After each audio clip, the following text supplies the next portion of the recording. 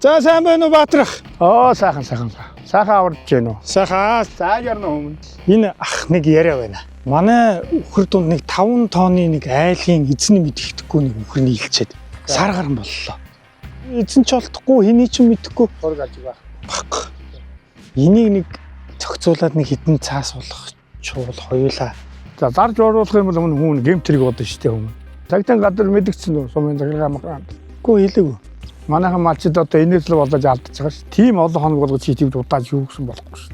Үгүй бүтэн сар болсон эзэн гарч ирэхгүй шүү дээ. Энийг нэг зарж үрээд нэг хідэн цаас болгочихвол 5 цаас нь амьдрал хэрэгтэй үү? Юусэд эзэн болохгүй болчих. Явъя.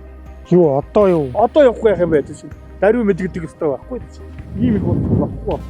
Цагтан гадар хоёлоо явъя.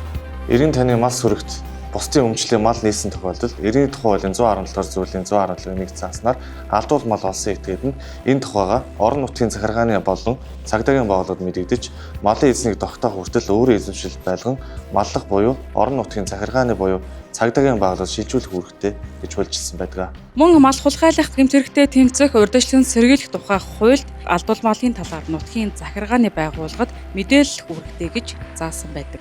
Хэрэв иргэн энэ үүргээ биелүүлэлгүйгээр тухайн малыг худалдан борлуулахыг завдсан, өөртөө захиран зарцуулсан бол Монгол улсын эрүүгийн хуульд заасан мал хулгайлах гэмт хэрэг болно. Хулгай хар мөртэй гэсэн ардын мэргүүг байдаг иргэн тав хумсарлаж гэмт хэрэг зөрчилд холбогдохоос урьдсан сэргийлгийг прокурорын байгууллагын зүгээс уриалж байна.